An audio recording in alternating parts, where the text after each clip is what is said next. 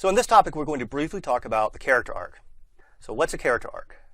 The character arc represents the core physical and emotional changes a character goes through in the course of pursuing their quest.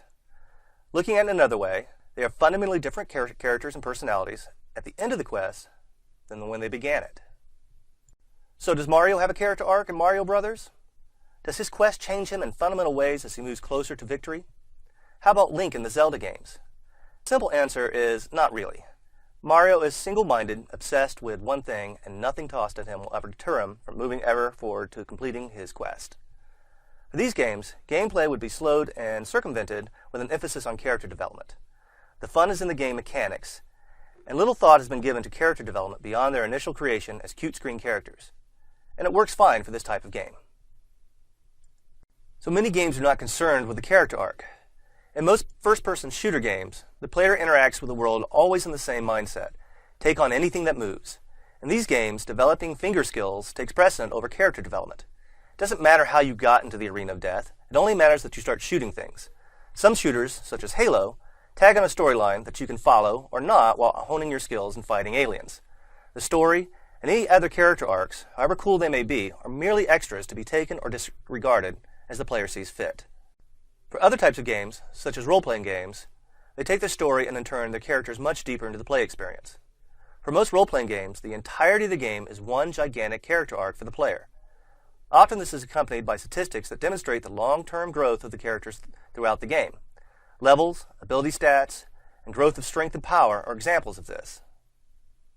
The three most common ways to express character in a video game are how they look, what they do, and what they say. Expressing character through visuals is the job of the game artist. The character's clothing, posture, and physical appearance all are indications of character. However, for the story development and insight into personality, dialogue is the tool of the trade. Good dialogue seamlessly blends character and story together as one, while bad dialogue can rip a player from immersion in the game quicker than mom calling you for dinner.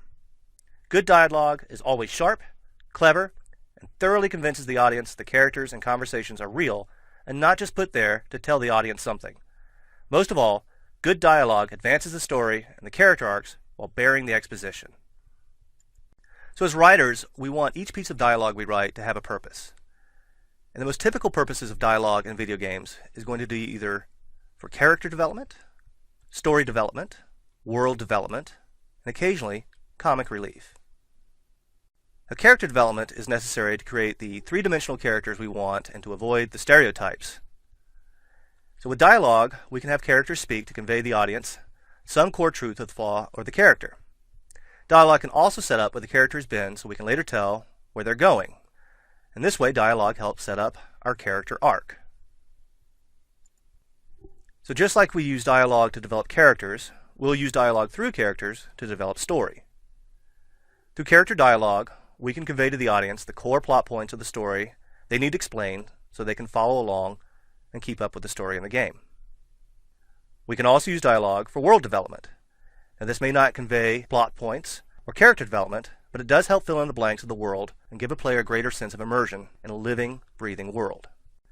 Finally, the tone of the world needs a temporary reprieve sometimes to allow the audience to breathe and relax for a moment before the intensity levels rise again. This is often achieved through comic relief. Comic relief is something you want to use sparingly. Too much, and you change the entire tone of your story to something more silly and something your audience won't take serious. But just the right amount of comic relief can still make the story seem real and keep the audience immersed while giving them the occasional reprieves from the action and the intensity of the story. So as a writer, the most crucial and often overlooked aspect of relating information to the audience is through the proper use of exposition. Exposition is all the details your audience needs to know to understand the character motivations and how the plot is advancing. But all too often this information is simply blurted out at the moment the player needs to know it. It may be a functional way of telling a story, but it is not very clever or an immersive way to do it. In fact, it can rip your audience away from the story you are trying to tell. It starts when characters start speaking of things they already know as if they are saying them for the very first time just for the sake of the audience hearing it.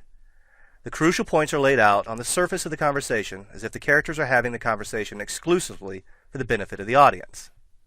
A better way is to bury the information within what appears to be a natural conversation between characters.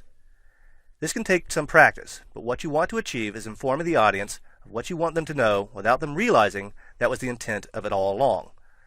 Instead, what they experience is a captivating scene of authentic character dialogue that held them emotionally captivated, while at the same time informed them of how the scene advances the story. So, there are some crucial differences when writing dialogue for games as opposed to writing for a movie or a television show. In film, the audience exclusively watches and interacts the story through dialogue and visuals. In games, dialogue often sets up gameplay through instructions or quests that leads to interactions within the game. What this means is the player has chosen to play a game in part, at least, because they want the gameplay aspects more than they want to just sit and watch a movie. For video game dialogue, less is often more. The longer a player must listen to a dialogue or read text, the longer they are being kept from doing what they actually want to do, playing the game. Long tracks of dialogue are boring if mandatory. The trick of video game writing is often learning how to express more in the briefest amount of time and words possible.